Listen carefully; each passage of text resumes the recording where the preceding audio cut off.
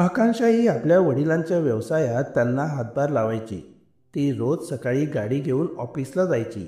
तिच्या आयुष्यात काही विशेष घडत नव्हतं.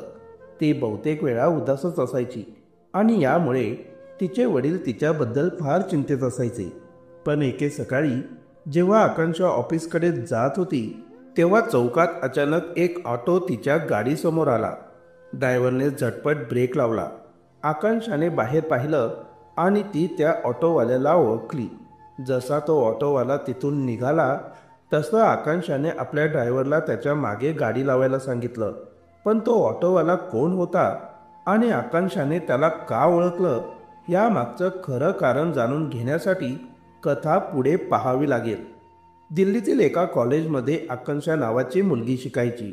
तिचे वडील बऱ्यापैकी श्रीमंत होते आणि त्या कॉलेजमध्ये बहुतांश श्रीमंत घरातीलच मुलं शिकायची.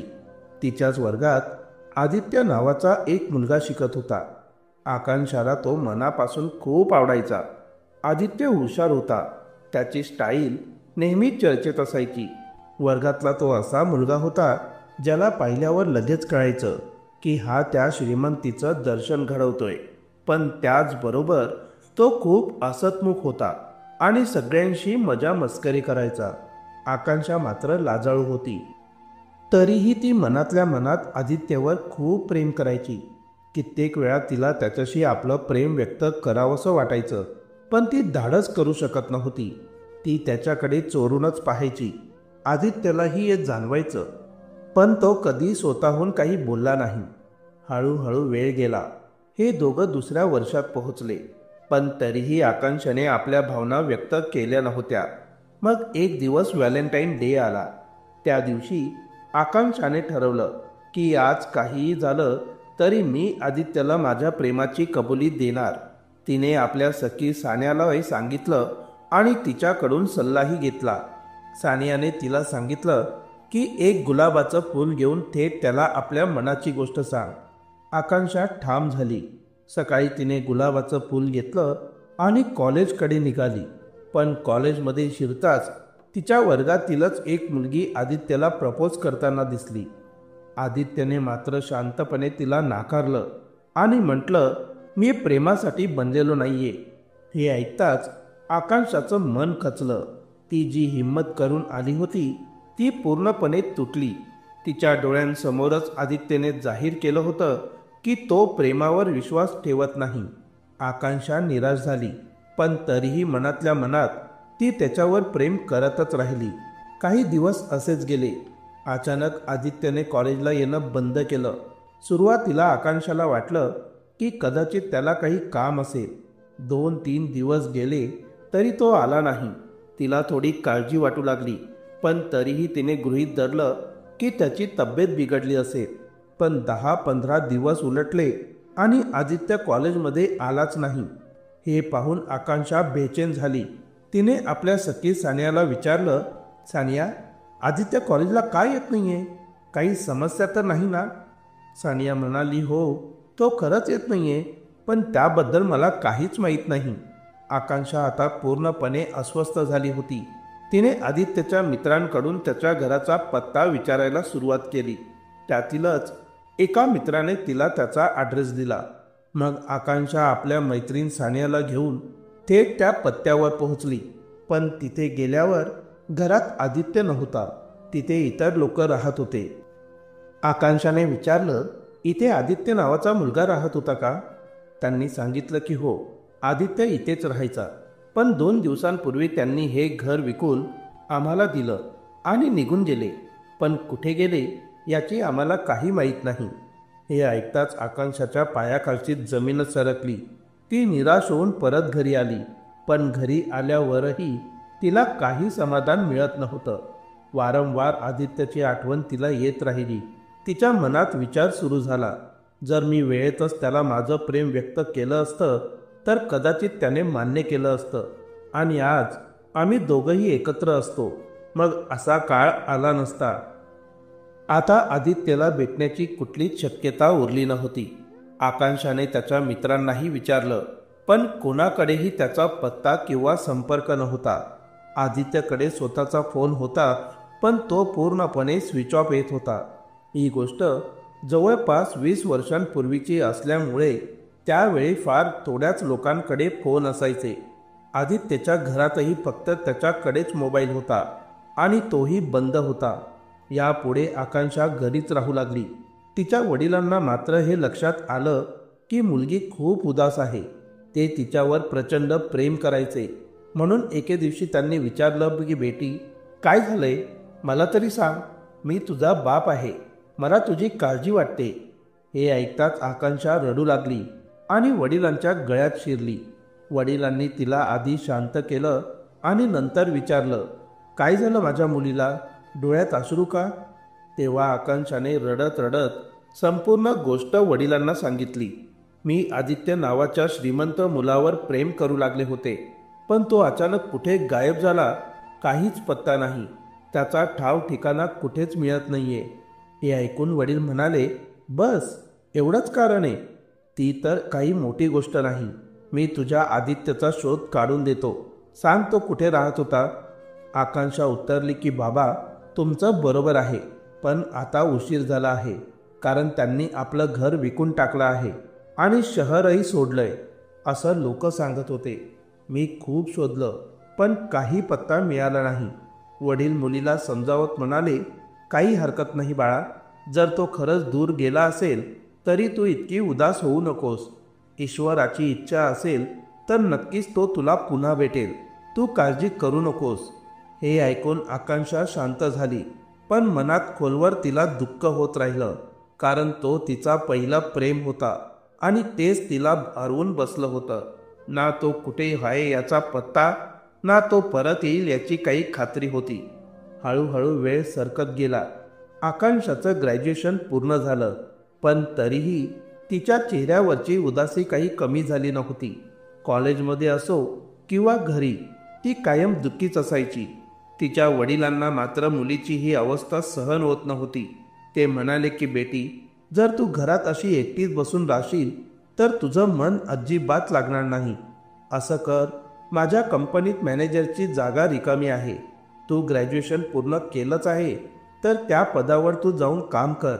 त्यामुळे तुझं मन थोडंफार बदलून जाईल आणि हळूहळू सगळं काही ठीक होईल. वडिलांच्या सांगण्यानुसार आकांक्षा त्यांच्या कंपनीत मॅनेजरच्या पदावर काम करू लागली. तिथे ती वेळ घालवायची प्रयत्न करू लागली, पण तरीसुद्धा जेव्हा जेव्हा तिला आदित्यची आठवण यायची तेव्हा तिचं मन आतून व्याकुळ व्हायचं आणि ती फारच अस्वस्थ व्हायची. वडिलांनाही हे सगळं जाणवत होतं, पण ते काही करू शकत नव्हते. त्यांनी शोधण्याचा प्रयत्न केला होता, पण आदित्यचा काही ठाव ठिकाणा मिळाला नव्हता.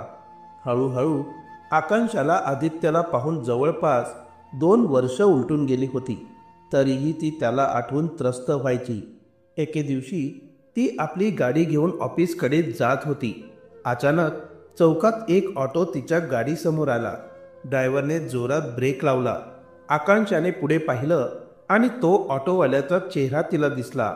ते पाहताच ती गाडीतून उतरायला धावली, पण तो ऑटोवाला तेवढ्यात निघून गेला. आकांक्षा परत गाडीत बसली आणि ड्रायव्हरला आदेश दिला, त्या ऑटोवाल्याच्या मागे चला, मला त्याच्याशी बोलायचं आहे. ड्रायव्हरला वाटलं मॅडमला राग आला आहे.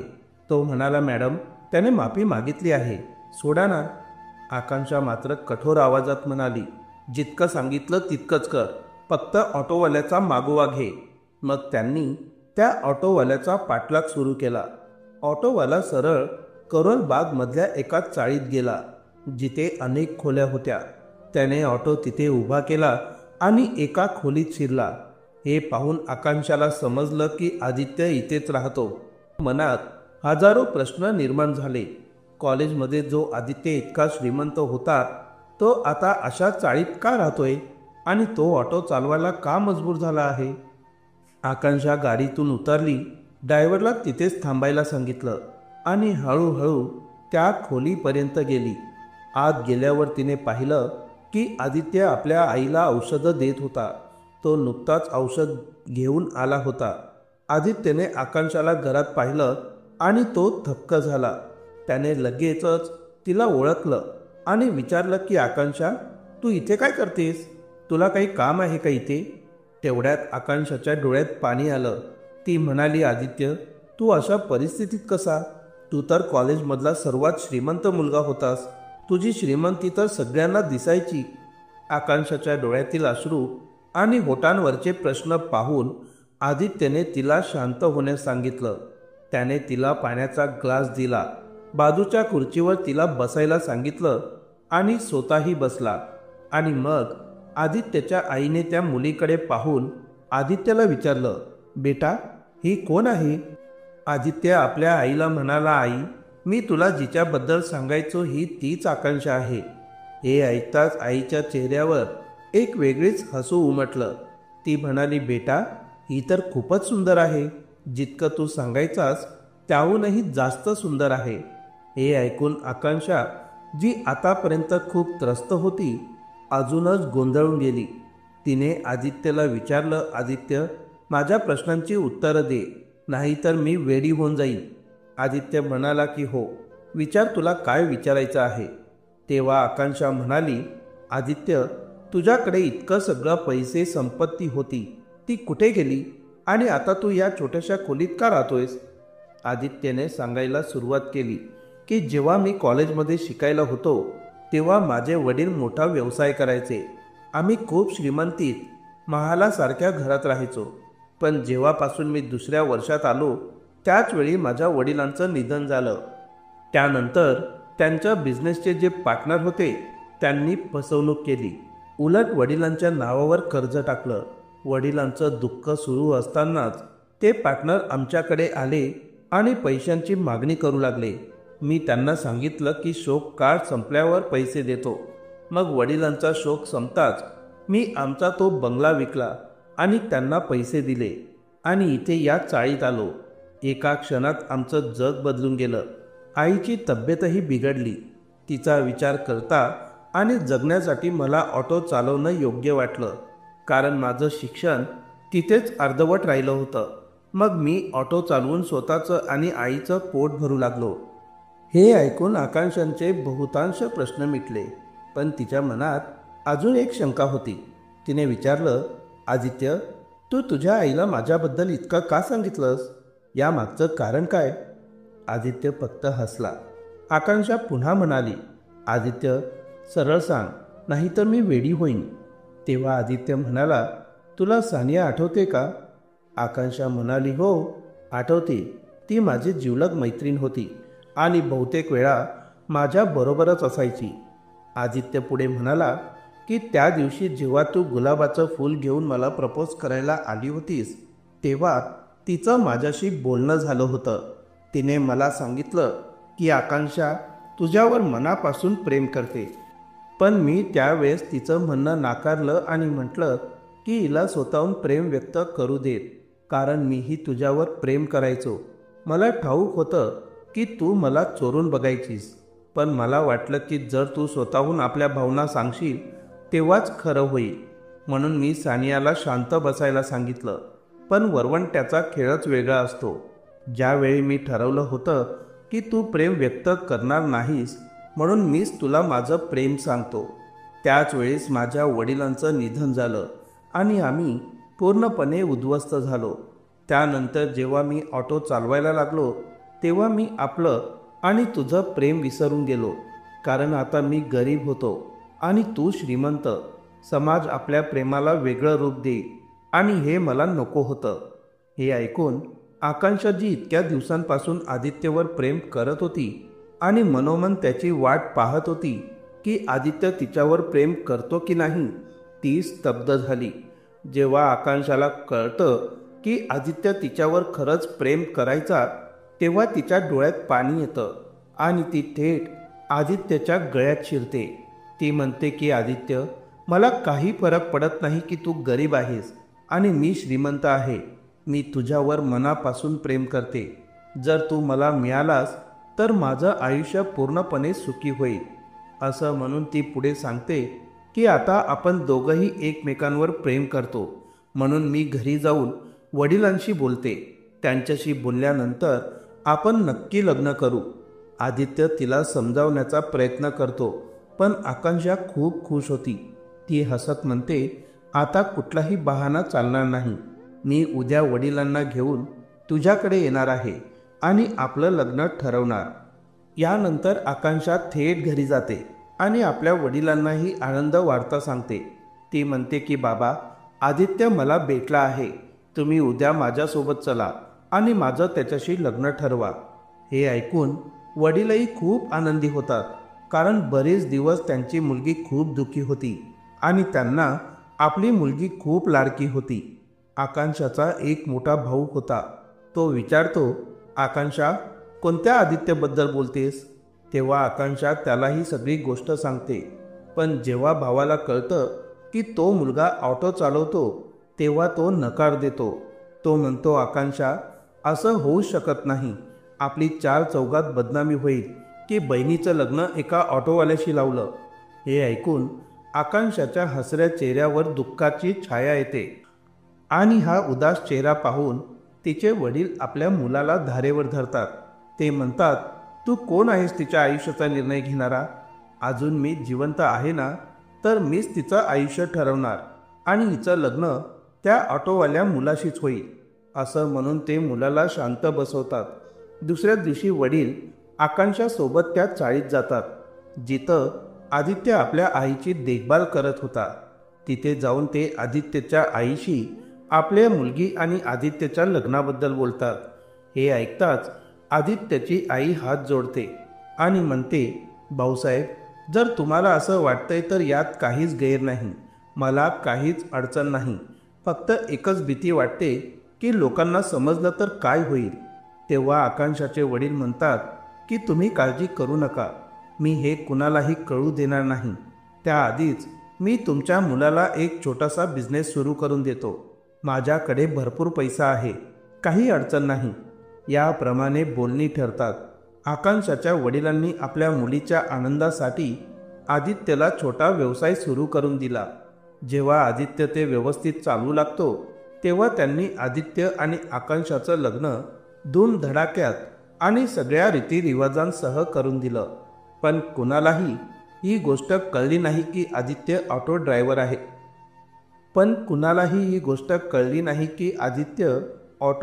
आहे. कारण त्यावेळी तो व्यवस्थित बिझनेसमॅन सारखा दिसत होता. लग्नानंतर आकांक्षा आणि आदित्य एकत्र राहू लागले. वडिलांनी त्यांना एक छोटं घरही करून दिलं होतं. पण एके दिवशी अचानक आदित्यच्या आईसाठी एक लिफाफा येतो. आईने तो लिफाफा उघडला आणि पाहताच तिचे डोळेच विस्फारले. खरं तर इथे आदित्यचे वडील आणि त्याची आई यांनी लव्ह मॅरेज केली होती. त्या लव्ह मॅरेजमुळे आदित्यच्या आईचे वडील म्हणजेच आदित्यचे आजोबा यांनी त्यांना कधीही स्वीकारलं नव्हतं. उलट त्यांना धक्के देऊन घरातून हाकलून दिलं होतं. आदित्यच्या आईला कुठलाही भाऊ बहीण नव्हता आणि जसं आदित्यच्या आजोबांची मृत्यूची बातमी आली, तसं त्यांच्या गावी जितकीही जमीन जुमला आणि मालमत्ता होती, ती सगळी आदित्यच्या आईच्या नावावर आली.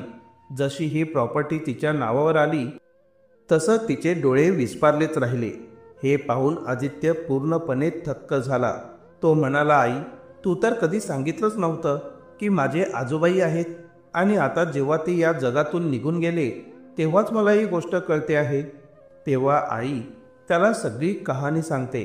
ती म्हणते की बेटा, मजबुरीच अशा होत्या की मी गावात जाऊ शकत नव्हते, कारण माझ्या वडिलांनी माझा चेहरा पाहायलाही नकार दिला होता. जेव्हा मी तुझ्या वडिलांशी लग्न केलं, तेव्हा मी गावातील शेजारच्या एका बाईकडून त्यांच्या तब्येतीबद्दल चौकशी करत असे. बहुधा त्यांच्या मृत्यूनंतर त्याच बाईने माझा पत्ता सांगितला असावा. म्हणूनच वसियतची कागदपत्र माझ्याकडे आली. यानंतर आदित्यकडे आणखीन खूप पैसा येतो आणि तो आकांक्षासोबत उत्तम असं जीवन जगायला लागतो.